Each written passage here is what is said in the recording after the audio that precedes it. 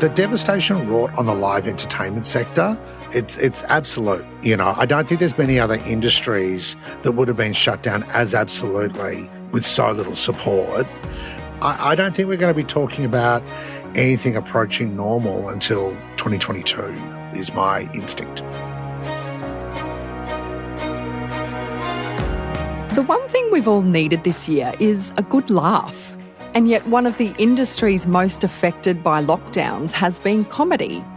I'm Kelly Reardon, and on Curveball, we take you inside a company at a crucial moment.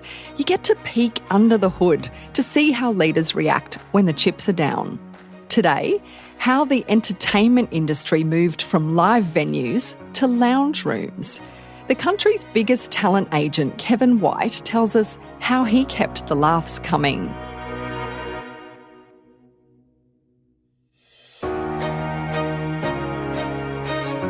I doubt you'll know the name Kevin Whyte, but I bet you know the names Judith Lucy, Rove McManus, Will Anderson and Hannah Gadsby. And look, Kevin likes it that way. He's the one quietly working behind the scenes as the biggest comedy agent in the country.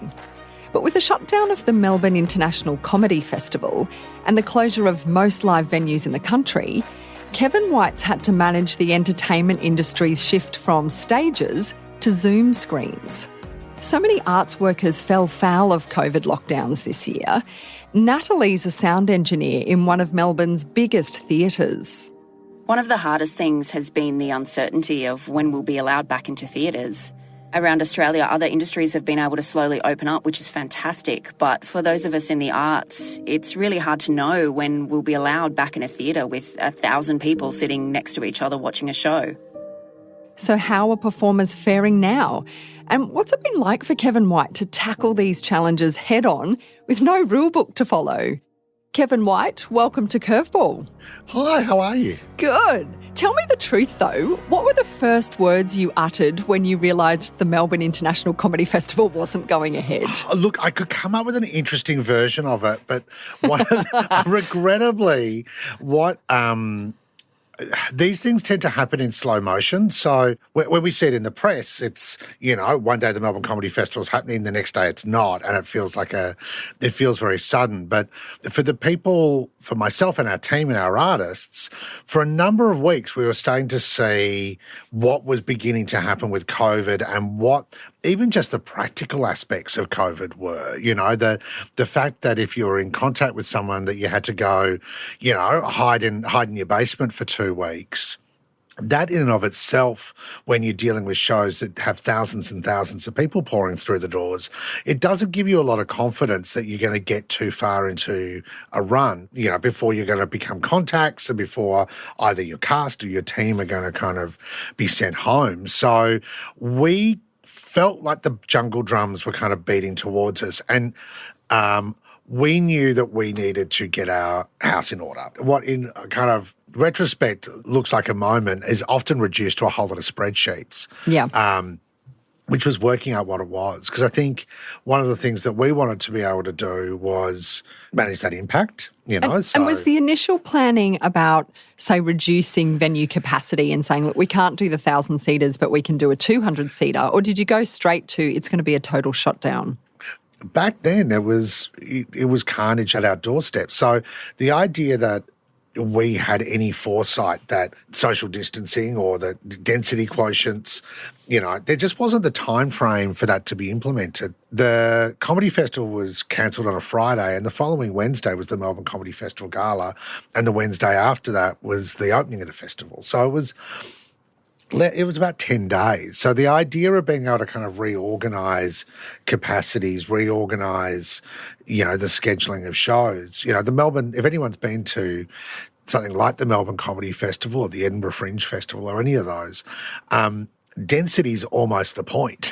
Yeah. You go to be in the crush. You go to be in amongst the people. 100 people cram into a room, laugh themselves into the sky and leave their droplets behind and go off into the night sky with 15 minutes between shows. And there's no time for cleaning. Again, if we remember in those early days, simply getting cleaning products was difficult. Yes, this is before the great, toilet paper scandals of 2020. This was it. And it was interesting. The toilet paper scandal was a real inflection point for us. I would never want to credit toilet tissue hoarding, for shutting down your business. But it was interesting when we saw people kind of rushing supermarkets, stripping shelves of toilet paper and instant pasta and bleach and whatnot. What became really clear to us is that, if you're hoarding toilet paper, if you're hoarding household essentials, you don't have confidence in the future. You're not going to see a live gig that night. Oddly, you might go see it that night, which was interesting because when the Melbourne Comedy Festival was announced, shut down, and it's a bit etched into our memory, but on the Friday, the Prime Minister of the government announced gatherings of 500 people or more would be banned from Monday. And the Prime Minister got to go to the footy proposed to go to the footy on the weekend. But that was also the last weekend of the Adelaide Fringe Festival, and full credit to Adelaide, they did not skip a beat. Go Adelaide. They just are. It was just, God bless them. They just went, well, we've got 2 more days of freedom. Clearly, large gatherings is not going to be dangerous until Monday morning. So let's just do. Well, I think it was at the time when there were mixed messages from the government for about a week, because Scott Morrison was saying, I'm going to the football, but by the way, we need to be more careful. And so people didn't. There was a weekend where everyone was confused. It was that weekend. That was the weekend. And look, we're in the gatherings of 500 people or more business. And we obviously do shows in smaller capacities as well. But that was kind of the real inflection point for us. But 10 days prior to that, or thereabouts, when people were hoarding toilet paper and, making life very easy for a current affair, we looked at that and went, well, the Melbourne Comedy Festival's in 2.5 weeks. If people don't think there's going to be toilet paper, they're not going to have access to stores in 2.5 weeks. They certainly are not going to be thinking about going to see a show in 2.5 weeks. So maybe if we had a show to offer them tonight, as we did in Adelaide, they would have rushed out for one last hurrah. But if you think that, household essentials are going to come to an end, or going to, that all supply chains are going to collapse, then you don't, you're not planning ahead. So at that point, we cancelled all of our marketing and advertising and really kind of pulled it in.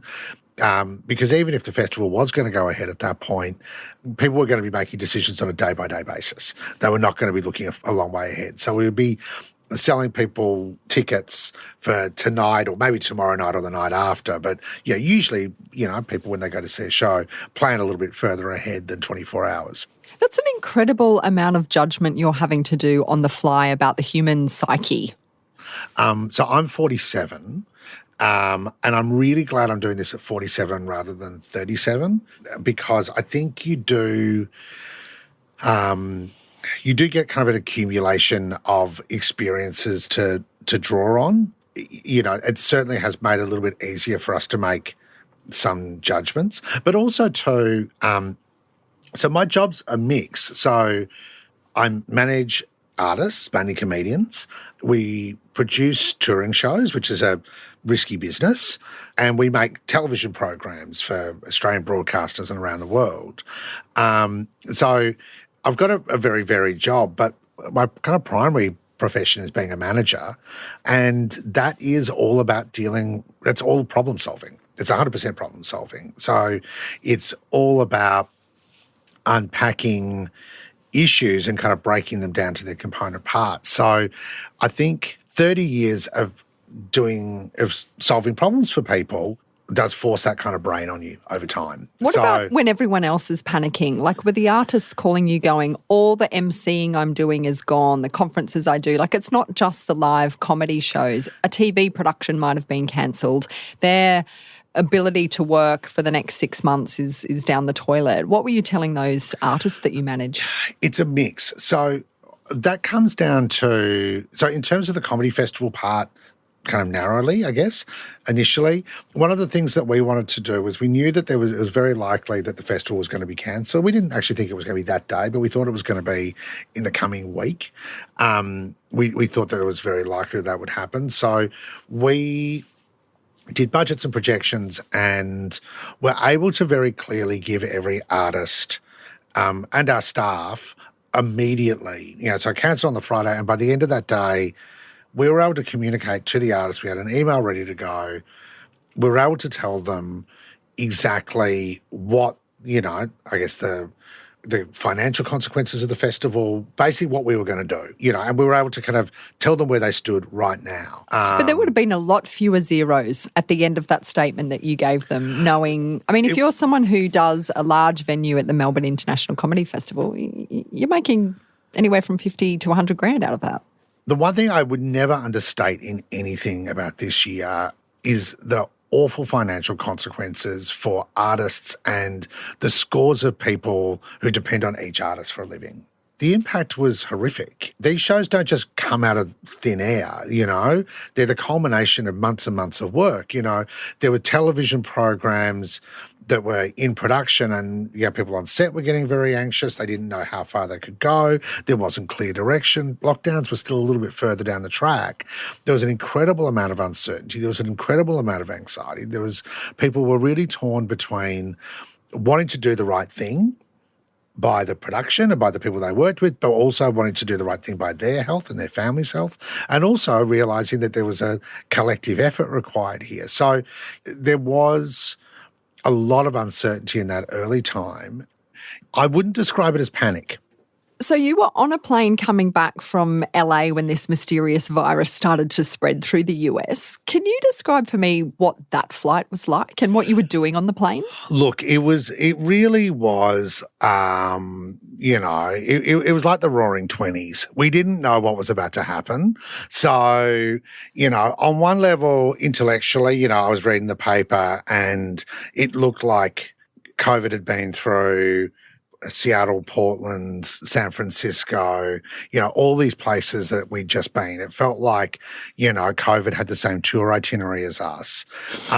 But by the same token, none of us knew what a COVID did or what a COVID meant. And, social distancing was not a word that we all know like we know now. So, we were doing all the normal things you do on a plane, sharing glasses, licking the furniture, coughing freely into each other's faces, all the just regular plane stuff, like it was just what you do. So were you getting some shut-eye, or were you also furiously scribbling notes about how you were going to pivot your entire business before it snowballed into catastrophe? God, I wish I was pivoting. And furiously writing. No, it's anyone who's caught QF94, which is the flight home from Melbourne to LA, knows that it leaves very late. So, and I am a proud advocate of the sleeping tablet. So, I was gone. I was gone for all of that. So, yeah, nothing productive happened. But that flight number though became absolutely synonymous with COVID. A few of the people who came into Melbourne with it was all about QF94. So I kind of felt like I was on the You're COVID on the death ship. Exactly. I was on the Rona Express. It was, it was quite something. And what was the first thing you did to change the business the minute you got back and you walked into the token office? What did you say to everyone? Look, to be honest, we principally saw it as a touring impact initially. So I spoke to the people who run, our touring business, who are really smart, and we looked at what the impact would be, and, we sat down and got ready for it so that, because we knew that the thing that that all businesses needed to do was to be able to provide the people that work with them and the people that depend on them a sense of confidence and surety. So, we just wanted to make sure that when it did happen that, we weren't running up and down the aisles with our hair on fire. I think for the people around us, it's an awkward analogy because we're not the pilots, but, like when there's a bump on the plane that you're a bit sus on, you always look at the flight crew to see if they're freaking out. You're looking for the cues, yeah. Yeah. So you had to be the calm guy. We had to be a bit calm. We had to be, so we tried our very best to be calm and reassuring. But what was going on inside your head? Like, sure, outwardly you're calm. Inwardly? Inwardly, I have a silly job that shouldn't you shouldn't put on shows for a job, right? Like it's unreal, right? So I've always had kind of a sneaking suspicion that everything was going to go up in flames one day anyway. So actually, in a weird way, because I've never kind of assumed that it would just be a global pandemic that brought you down. Well, who knew, right? If it's if it's going to be something, and look, we're fine because we've been going for 30 years and we've got a history. And one of the great things about working in our line of work is with our management clients, we don't have contracts. We work on a handshake. So we've got a piece of paper that says what the commission is and all the rest, but they're not locked to us for a term. So they can leave any day they want. And what that means is that we have to build a trust relationship with them. We don't snag them, sign them on a contract, pay them in advance, and they're ours. They're colleagues, they're partners, they're friends, they're people that we work with, But because of that, because you are very invested in supporting the people that you work with, and you're now a multi-million-dollar business, surely underneath you were quietly freaking out. Look, there were some rough days. There were definitely some rough days. What's a rough day for Kevin Whyte? I tend to have my family find them hilarious, but I tend to have very intense, very short freakouts. So, describe for me a Kevin Whyte short freakout. Oh, they're not. I wish they were that interesting. They're probably just really sad man tantrums. It's just like me getting really angry that I can't find socks or something. You know what I mean? Like it's never the thing it's supposed to be. You know what I mean? Like I'm just furious at the toaster, or just in that really sad way that kind of middle-aged men fail to properly, express emotion. I just do that, So, I kick an appliance or something. It's all very sad. It's upsetting in some ways. Like I should get anyway, but it's what it is. But look, it is one of the things that I've reflected on a lot.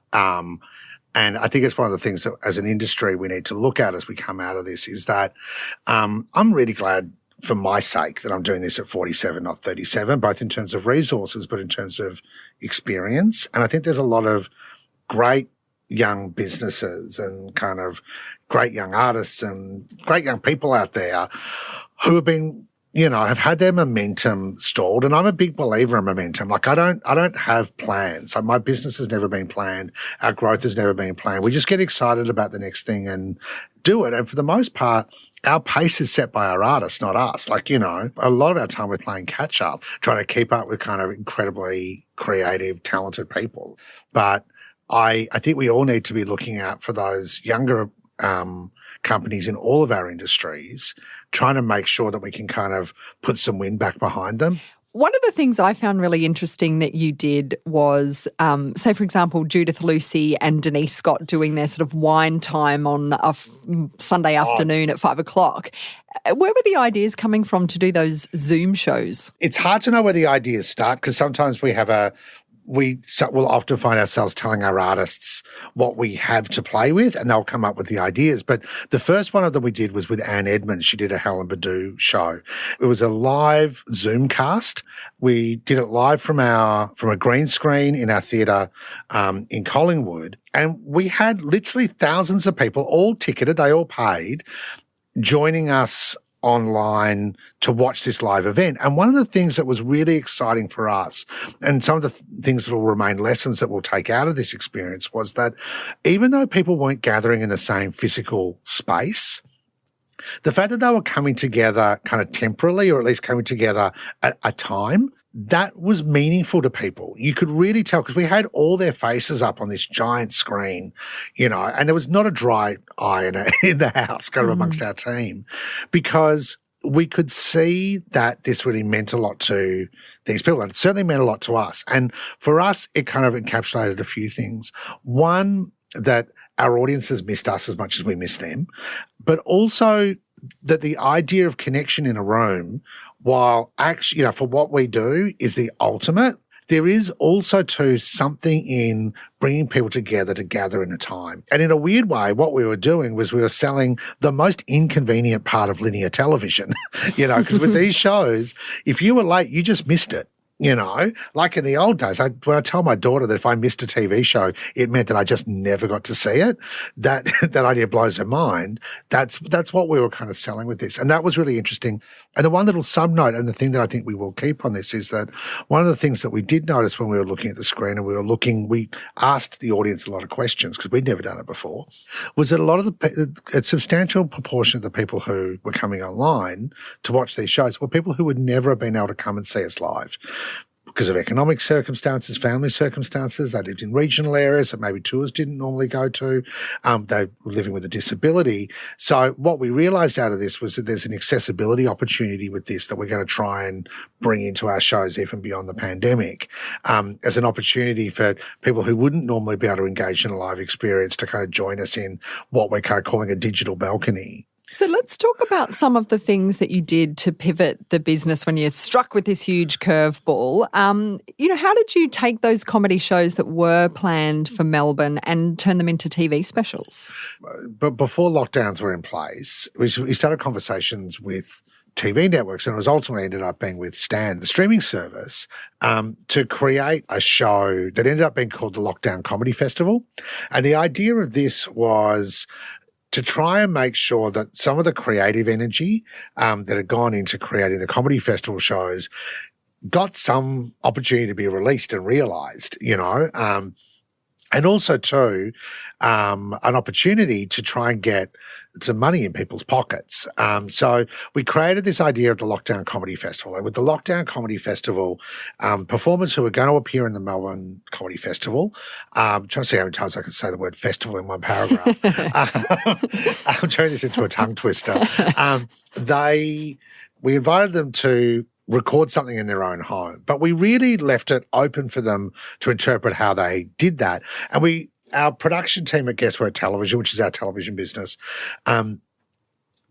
collaborated with our touring team to come up with a methodology to ship recording kits, broadcast quality recording kits, into people's homes. And they created instructional videos on how to set it up. So basically... so you're Claire Hooper, you get this parcel delivered to you from Token that says, here's a little handy cam and a lapel mic. It was not a handy cam and a lapel mic. So that's what we didn't want to do. Because at this stage, everyone was, doing lo-fi. Oh my God, loving themselves sick on an iPhone. And we're just going to go, no, let's try and do a proper let's try and do a proper show. So no, it was 2 huge boxes and tripods dropped off at the front door of the kind of kit that you make a television program with. But no director, no producer. Well, this is the thing, right? So what we did was our amazing production team put a lot of the equipment into the box already wired and plugged in. Anyone who's been around broadcast TV equipment, knows how many wires and, things that need to be plugged in here, there and everywhere. But they plugged it in as much as they could. They color-coded some leads and they created an instructional video on how to set it up. So each of the artists would get it. Usually there's, we should have just sent it with a note that said, just give this to the nearest 9-year-old. They'll figure it out. Well, that's it, right? So this is the thing. We needed to probably give more credit to partners and children and housemates than we did, because there was a lot of people helping, but all within the household. And we also had a director on Zoom, or Zoom equivalent. So there was a director who was able to see the vision that was coming out of the camera, was able to see how it was all set up and guide people through the process. So basically everyone got a setup day and a shoot day. But by saying, look, this isn't going to be just shot on your phone. This is going to be a proper bit of show business. People really rose to the challenge. And did it work, Kevin? Because, as you said before, being in a live venue, you feel something. There's a togetherness and a oneness in that room, and you're all laughing together at something. Can you really get that out of a Zoom experience? Not this experience, no. And that's what we didn't try and do. So there's a lot of discussion going into it on how do we do this? How do we make this material funny? How do we make this work? The material was always funny, but how do we make it connect with an audience? And the thing that we struck on very quickly was we're not going to try and do a proxy of a live experience. We're going to find a way that these artists can tell these stories, can connect with the artist without even pretending this is part of a stage show. So in some cases, Will Anderson emceed the final episode, and he set up a stage in his backyard, and did like a pretend gig to no one. But then other people did amazingly inventive, different ways of kind of communicating the material that kind of took it into sketchland. And what you got to see as an audience member is how wonderfully varied and creative comedians are. So, they all found different ways of making that material connect. But even when we did kind of try and replicate a live experience, the artist did it in a way that acknowledged that there was no one there, acknowledged the ridiculousness of it. We didn't try and perform to a fake audience or anything like that. That was, for us, it was great to have something to jump into. It was great to have something to be able to offer the artists. I know this has just happened, but here's something creative for you to focus on. And it doesn't either financially or creatively compensate for the loss of the festival. And I think virtually none of the things that we've done as we've tried to find other ways of kind of connecting over the last 9 months do replace the proper thing that we've been doing for decades. But what it did do is remind me of, and our team, of one of the joys of working with artists is that they're innately creative people and spectacularly creative people who tackle problems in spectacularly creative ways. Kevin Whyte, how did you first get into comedy? So I was always a fan, and I still am. So I think, one of the things that makes my job fun is I really like comedy. I really like stand-up comedy, and I really like comedians, and I really like how they unpick and unpack the world. So I started as a fan, but I started as a very young fan because my uncle was a stand-up comedian. So and it was also very involved in improv at the time, things like theatre sports.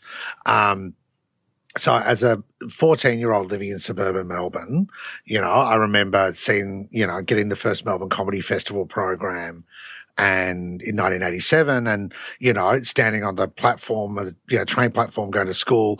And the Melbourne Comedy Festival program now, if anyone's seen it, as a document, it's like a brick, it's like a small phone book. But back then it was one tabloid page folded. It was, one centre spread of a newspaper. Was the entire Melbourne Comedy Festival program.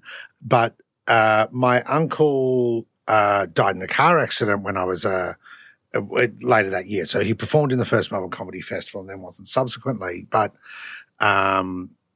because of being dead makes it tricky. It's it's a registration requiment. Yeah, I bet it is. Yeah. Yeah, they are on that. His show would have really flatlined though, right? Yeah, hey. Yeah. They're really on that. You're not going to want to represent me, are you? Look, I'm not a comedian either, so it all works out.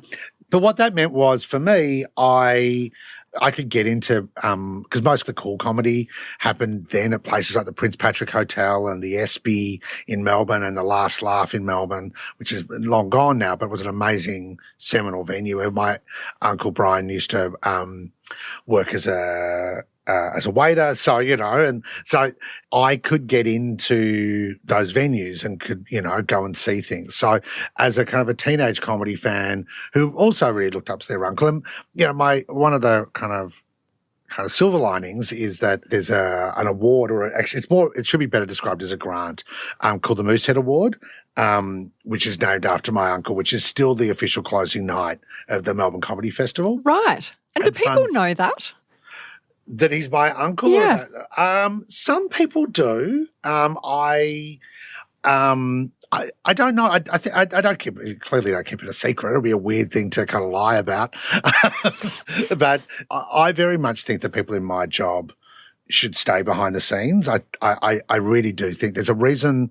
I own Token, our business, entirely, but I don't call it Kevin Whyte Management. The reason for that is that people in my line of work should never take the attention away from the shows and from the artists, because that's what we're here to do, is to, clear the path between artists and their audience. That's really what my job is to make sure audiences get to see really amazing artists and make sure really amazing artists get connected to audiences. And that's kind of my entire job. So I've tended to stay out of the limelight just basically keep myself to myself. So whether people know that about myself or not, I don't know. But the reason I've done a little bit, I've talked a little bit more and doing things like this today is that our industry is particularly vulnerable at the moment. And I think, people in kind of leadership positions in our industry do need to be kind of out talking on behalf of the industry. So I'm really hoping post-COVID I can then return to my cave is my plan. I picked my moment well to get you on tape then. You picked yeah. It's a very limited privilege, but, congratulations. This is the podcast, though, where we're very honest that not every business runs smoothly and not every leadership journey is a bed of roses. So can you tell me about Token Mark 1? Oh, yeah, it was terrible. So ostensibly I started the business in high school. And it kind of plotted out. It got its name when I was in kind of first year university, and it was as good as most businesses run by 19-year-olds are. They're as good as they're good for a business run by a 19-year-old. My mum had to sign my first venue agreement because I wasn't an adult. So how did you bankroll the shows? It costs money to put things on. Yeah, see, that's that. There in that question is the seed of my undoing. Because I went broke when I was about 23. So properly broke? Oh, not spectacular. No, so the company went into liquidation for any. Okay, so that's properly broke. Yeah, but I didn't go bankrupt personally. So, there's a distinction for fans of insolvency law. But to give you a bit of a sense of how kind of tepid my demise was, nobody turned up to my creditors meeting. So I didn't lose enough money for anyone to turn up to my creditors meeting. But what we did do, we did kind of rebuild after it, or I did rebuild after it, but we also too kind of kept a compact, particularly with the other small businesses that kind of went down with us, that I needed to come clean. I needed to say I don't have the money to keep running. But we also didn't hide away from the businesses that had been involved with us when we went bust. We continued to trade with them. And as we grew, they saw the benefit of, that they grew with us. We had good relationships with people. We were really honest with people about, the fact that we fucked up. Look, in fairness, they gave credit to a 23-year-old. So I hadn't thought, that's actually never occurred to me. Although there's some serious 23-year-old entrepreneurs out there making a lot of money at the moment. But what made you then do it again? Like it takes a fair bit of courage or stupidity to have a second. Have you met 23-year-old men? Right. No, look, to be honest, this sounds like a pitch line, but I really love working with my artists, and it never occurred to me not to rebuild.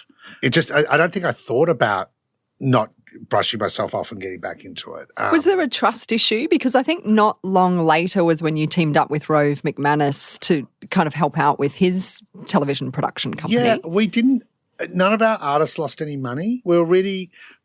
The truth of it is, other people probably would have traded out of it, but because when you're a manager, other people's money comes into your bank account, you take your commission out and then you pass on the rest.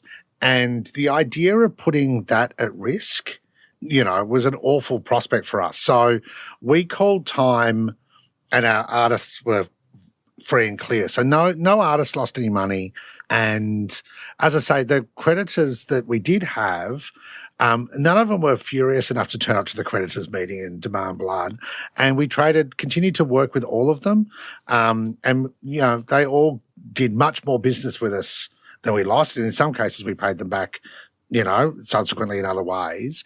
7 years later, I had a dinner for all the creditors that we'd still dealt with, which was pretty much all of them. And we had a statute of limitations dinner. Classy. And I bought everyone dinner to thank them for for trusting me when I was young and for growing with us when we were, and by that stage, as you said, we had Rove's shows on air and we were doing much, much bigger things, and those businesses are kind of growing with us. But it was because they trusted us. And trust doesn't come from never making mistakes. Trust comes from owning your mistakes. In my experience, people don't lose trust with people because of their flaws, unless their flaw happens to be not telling the truth. And the principal mistake was we got too excited, put on too many shows in a year where box office was a bit down and we didn't have enough wriggle room within it. And we also did an event that we co-funded with someone, and my partner went missing on me.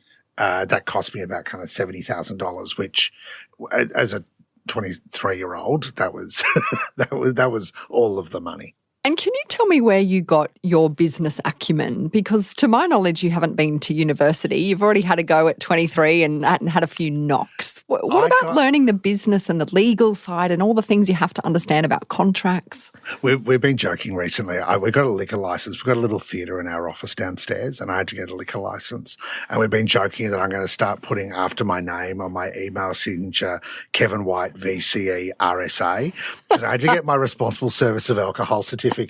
So that is officially the only professional qualification I have. There's an honorary doctorate coming sometime soon, I'm sure of it. Yeah, that will be from a less than esteemed institution. But you and I have both been in the entertainment industry a long time, and there's a lot of understanding of accounts and spreadsheets and legal documents. Where did you get all that skill from? So a lot of it's taken time. One of the advantages of starting a business when you're very young, technically I started the business when I was 18, but it was small. It was tiny. I was running it from my lounge room. So you get a bit of a chance to learn at a small scale because it doesn't, you don't need it all. My family were very supportive, but didn't have the resources to support anything as ridiculous as, me going into show business. And I did get into university and went for a little bit. And I think my mum was pretty cranky at me for not continuing to go.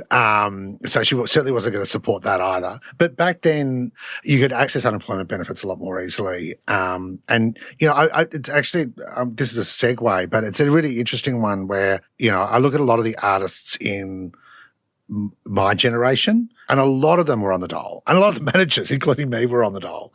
And it allowed people who didn't come from affluent backgrounds to be able to, when they were younger, experiment at what it meant like to go it alone, or to go a different path, or to do something that wasn't on a university curriculum, or not do, not feeling that they had to go do a short course. I lived in St Kilda at the time, and the St Kilda CES and DSS building in Wellington Street, St Kilda, it's a shout out for anyone who's from that era, was a really great comedy industry meeting point. There was a guy called Dave Taranto who ran a really iconic comedy room, and he and I had the same dole day. So we'd meet and put in our dole forms at the same time, and then we walk down Fitzroy Street and have a cheap breakfast. I think one of the, from an entrepreneurial standpoint, and in terms of people being able to kind of make their own luck or start their own businesses, all the things that have gone into restricting young people's access to unemployment benefits has gone to narrowing the pool of people who could maybe think of starting something on their own, or doing something left of centre, or becoming a comedian, or becoming a manager. Because to be honest, it's like the situation you get with industries that require people to do unpaid internships. That's a luxury. To be able to live without income for a period of time, that's a luxury that very few people can afford. And did you have advisors or mentors as you were coming through? I found them as I went. So one of the upsides I had was, because my uncle had been a comedian and because a lot of the people in the comedy scene already knew me, I did have a little bit of entree. But I also, I think I've been relatively good at knowing what I don't know. I think that's the upside of having had no tertiary education, is that it's really clear to you that you don't know stuff. So as a result, I sought people out. So I had early mentors. There was an amazing guy called John Pinder who was incredibly generous with me. He started The Last Laugh, which was an iconic comedy venue. And he gave me a lot of his time, urging me when to take risks and telling me when I was being ridiculous and introducing me to people. He got me a job in Edinburgh when I was 20. So I was managing comedians at home, but I was working at the box office at the Assembly Rooms in Edinburgh. But it was an amazing spot to be able to kind of see what the festival looked like, see what those festivals were and to get perspective and insight. And then there were producers there who dragged me into meetings so I could get a bit of a sense of the conversations that were going on. I've had the same lawyer since I was in my early 20s and, who again, very patiently took me through and kind of stopped me from kind of putting my foot in a landmine. So one of the things I've always been a bit nerdy about is that I've got responsibility as a manager. I've got responsibility for other people's lives. It's perfectly fine for me to stuff up my own life.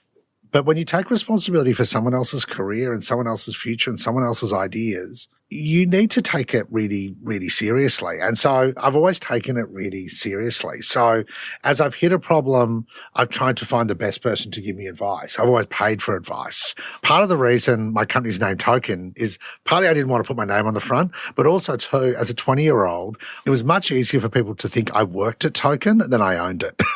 Yeah. Anyway, I've always done my homework. I've always thought that was an important part of what I do as a job. And does that make you, when you go into a negotiation with a platform, an SVOD, a major festival to put on a show, that puts you in a great negotiating position? I think so. I think the best negotiating trick is to really do your research, really read the material, really look at the environment of the market that you're working in, really listen to your artist and what's important and what's a priority to them. Or, if you negotiate on behalf of anyone else, what's really important to whoever you negotiate on behalf of, whatever's important to you. And then listening to the other side and listening to what their priorities are. Because at the end of the day, if something that you definitely need is something that they definitely can't give you, you're better off going to the quick, thanking them for their time and getting on with your life. I'm a very confident contract negotiator now, obviously, but that's from 20 years of hitting words and not going past a concept I didn't understand.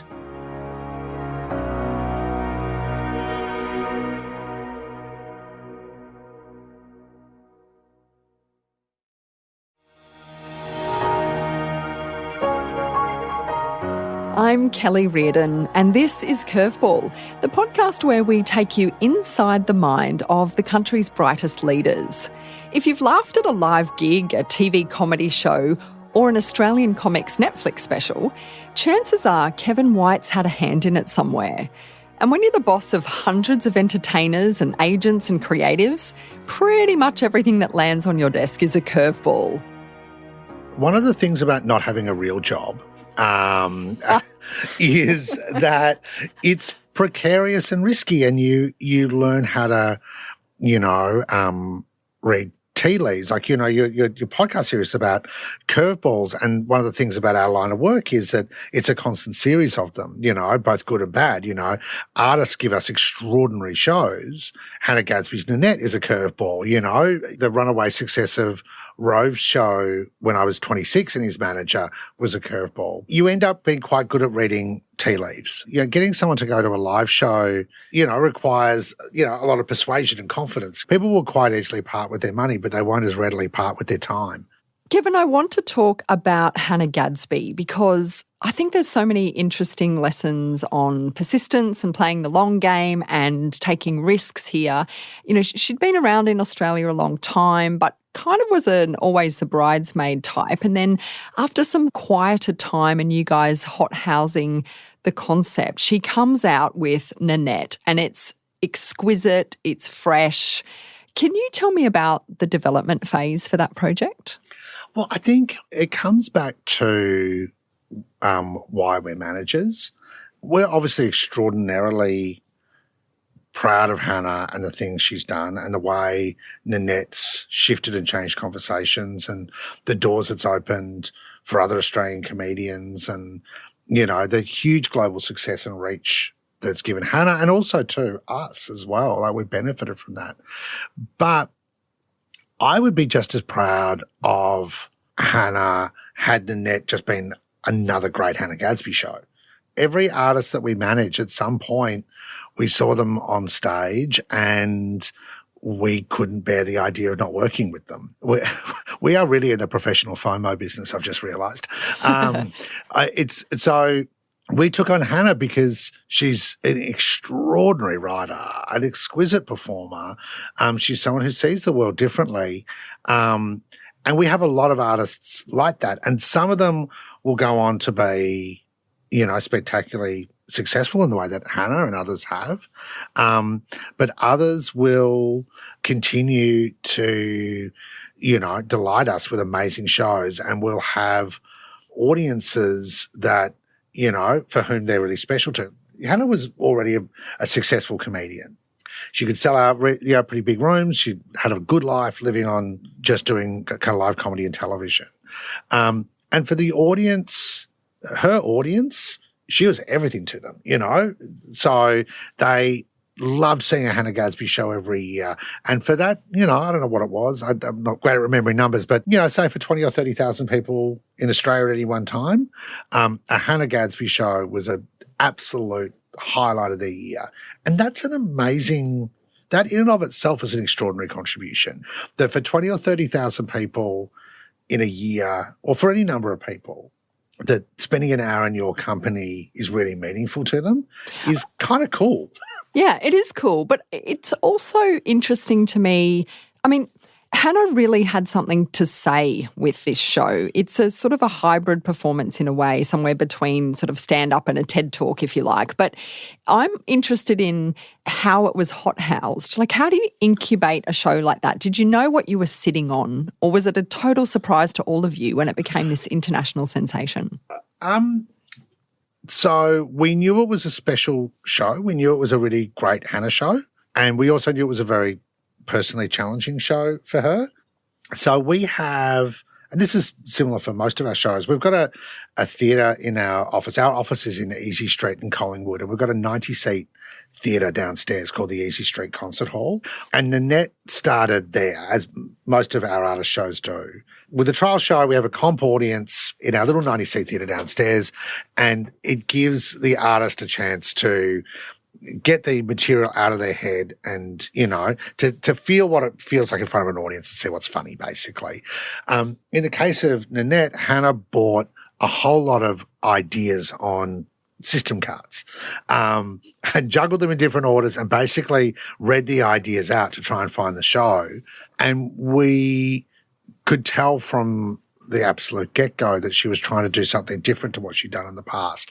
And certainly she was trying to do something incredibly challenging and unique. But again, in the history of Hannah Gadsby shows, and again, like a lot of our artists, throwing out the rule book and starting again is not unusual for them. So she took it to Edinburgh, where it won the big award in Edinburgh, won the Edinburgh Comedy Award. And it was from there that we made the decision to explore taking it to New York. And it was also from there that we talked to Netflix about taking the special onto Netflix, which we recorded at the Sydney Opera House that kind of following January. So it had been a very long course, but we let the show kind of grow out in front of us. And Hannah very much led where that show went.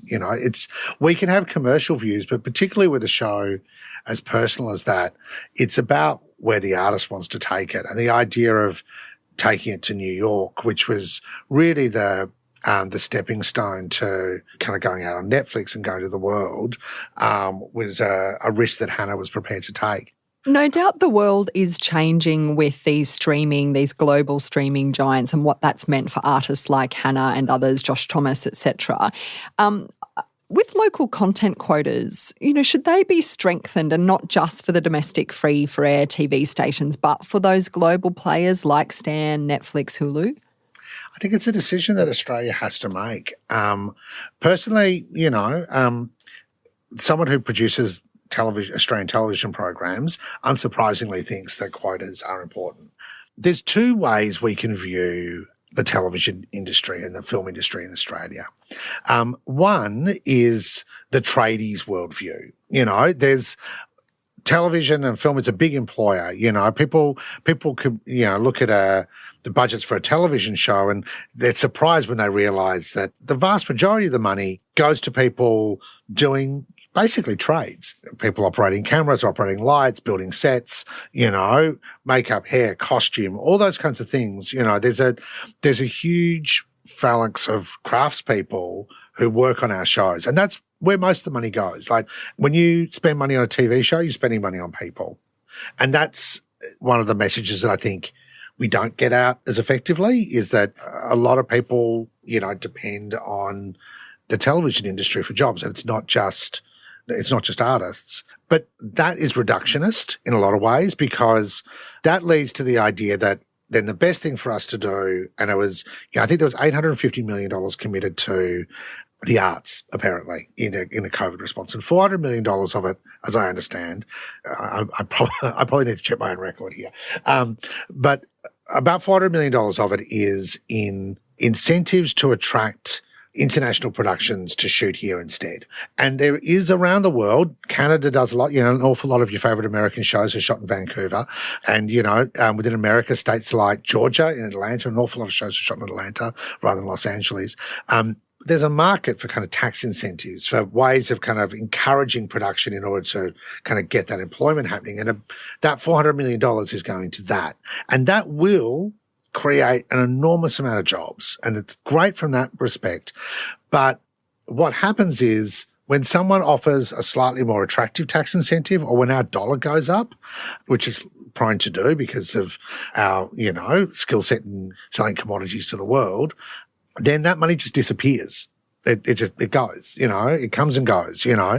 And in a lot of ways, that's the kind of Foxconn model. You know, Foxconn's the company that makes iPhones, you know, and being Foxconn is good. You know, I don't know the Foxconn people, but, you know, but that's what they do. You know, they make things for other people. I think what we should be doing is making our own IP, because that's how you value add. And but on that though, like a lot of the streaming giants want to cannibalize that IP, or certainly, you know, in the audio space, people like Spotify wanting to do that because they know they can then exploit that in other ways. So how hard is it for you as an agent now to retain IP ownership with your artist in the face of a global platform? It has never been easy anyway. So retaining IP has always been a challenge and will remain a challenge into the future. But this is where regulation starts having its place, is that if streamers and other people who, you know, make money out of subscriptions to Australians have to acquire a certain amount of Australian IP and a certain amount of Australian programs, then that requirement in of itself gives us leverage. You know, it's all about leverage.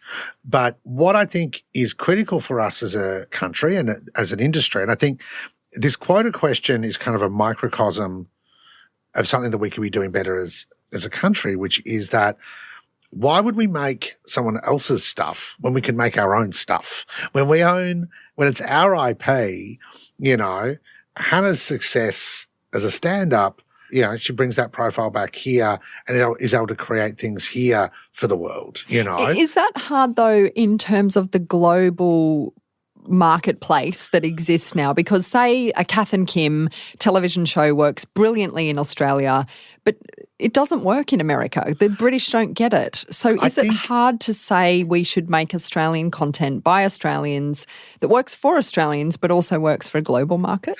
I think it's really hard. I think that those comparisons are difficult because it wasn't so long ago that programs were made specifically and almost exclusively for their local territory. So a network would commission you to make a show that was really to appeal to your local audience, and if it sold somewhere else, happy days.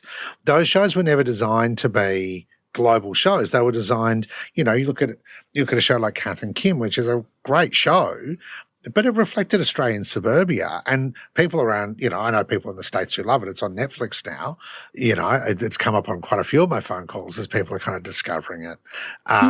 But, without wanting to talk for those creators, they were principally making it for the ABC at the time, for Australian audiences to look at themselves, And you do Rosehaven, which would be a similar sort of thing. But except that we sold that to the US, that was co-financed by AMC. You look at Please Like Me, which was, set in inner suburban Melbourne and was never hid its Australianness. And that's wildly successful around the world and has launched Josh's career globally. But it's a difference of focus and emphasis, with quotas that are focused on platforms being required to buy programs originated by Australians for a global market. Are Australian creators capable of creating things for a global audience? Absolutely. Is every show that was made for an Australian audience able to be instantly flipped into global? Well, that's, there's an awful lot of American content that doesn't make it here. Not everything's designed to travel. And one of the things that I do hope that we see as the kind of television market globalizes is that there still will be a place for those little particular shows, And I think it's that choice that whether we want to be kind of Foxconn or Apple, and I would prefer to be Apple rather than Foxconn. And I think to be that in a small market like Australia, you do need some of that kind of protection infrastructure and some of those quotas.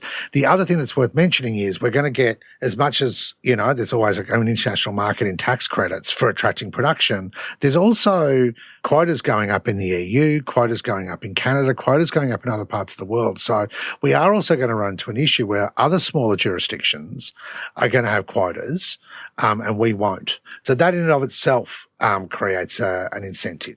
Just finally, Kevin, I think it's good to give people an indication of the scale of the impact of this year on the entertainment industry, the television shows that you've been running, the live shows, actors, comedians, the people behind the scenes. How long will it take your business to recover? And can you give us a sense of the percentage loss that you've had this year? See, what was adorable was when people were talking to me, when JobKeeper came in, you had to, I think it was a 30% drop in your income you needed to get in order to qualify for JobKeeper. And there was a whole lot of people, not in entertainment that I knew, who were kind of panicking about whether or not they qualified or not. It was not a problem you had, hey? Oh my God. Just not a problem. Just all of it went. It was initially, our initial projections were more than 80% drop in income. I've got 42 full-time staff who are not freelance staff. Did they all have to take pay cuts and go on JobKeeper? We had some people go on JobKeeper, but everyone was able to stay. So you'll be able to ride this out? We will be able to ride this out, but I've got a 30-year-old business and I've been doing this for a very long time. I've got a relationship with the bank. I've got all those kinds of things that, when the federal government was talking about, how, when people were asking them how do people cash flow the start of the JobKeeper, there was a gap, if you remember, before you could get JobKeeper, where you had to pay your staff before you could get it. It was about 6 weeks. And the treasurer was asked, how a business is going to pay for this. It was like, talk to your bank. For most businesses, mine up until up until probably 10 years ago, I didn't have a bank to talk to. It's a 1-3 number, you can't go to NetBank and ask for, a $300,000 line of credit. It's not how it works. We have those relationships where the bank will support us, we've got reserves, and we also have a diversified business that works across a number of categories. We've also too had 9 months of being able to find ways of being able to, restore some parts of the industry, some parts of what we do. So television production is, it's shaky and it's difficult, but it's coming back. And I think we'll see that probably from our perspective, it feels like a version of Full Throttle next year. Anyone who was dependent on live, we've been able to replace some of it, particularly kind of the personal appearances and corporate gigs that comedians often do. We've been able to replace a lot of that with kind of, what we're colloquially calling Zoom events, and find other things to do. But the devastation wrought on the live entertainment sector, it's absolute. It's absolute. I don't think there's many other industries that would have been shut down as absolutely with so little support And comedy, luckily for me, will be able to come back before a lot of other live entertainment because we can run at smaller capacities and, we don't have as many people on stage and as many bills to pay, but all of our friends in music and all of our friends in theatre are going to be left behind for a long time. I don't think that will be maybe the second half of next year or the back quarter of next year, but probably just because of the lead times and things, I don't think we're going to be talking about anything approaching normal until 2022 is my instinct. Kevin, tell me what is the thing that you're most looking forward to in the recovery phase? One of the things that does truly excite me is that right now in bedrooms and offices and studies across the country, my next favourite show, and probably your next favourite show, is being written right now. I really wish that the artists who are writing those shows that we're going to love and which are going to end up encapsulating and which are going to end up being wonderful reflections of what we've all been through. I wish that those artists didn't have to write those things while, going through such difficult financial times, because as much as the image of the kind of starving artist, kind of lives on in folk legend, to actually live it isn't fun. And it's actually also not realistic. But the upside for me is that right now, my favourite next show is being written, and I hope that we get to see it sooner rather than later. Well, thank you so much for giving us so many laughs this year, despite all of the conundrums and curveballs we've faced, and thanks for your time today. Thank you. Curveball's a production of Dead Set Studios. And look, I'd love you to subscribe to the show. It's completely free, but subscribing means that you'll be alerted each time a new episode comes out. It's like a nice little gift there in your podcasting app. And you can listen to this show on the podcast app of your choice, from Spotify or Castbox to the iHeartRadio app or Apple Podcasts. We heard from sound engineer Natalie at the top of the show. I was working on a show in Melbourne called Come From Away, and we'd been open for about 8 months when COVID hit. So within 48 hours, our show was gone, our jobs were gone, and we had no idea when we'd be back on stage again. So look, if you want to do what Natalie did, just send me a voice memo by recording yourself on your phone and email me the audio file. Send it to hello@deadsetstudios.com. We've also popped some instructions on how to do this on our website, curveballshow.com. And our inbox is always open. Just tell us which superboss you'd like to hear from on the show, what things you're struggling with as a leader, or maybe put a question to one of our guests and we'll get them to give you their tips. Our next guest is a woman who led the shutdown of a school in Sydney, what Dr. Bryony Scott learnt, and why she decided to enact her crisis plan early.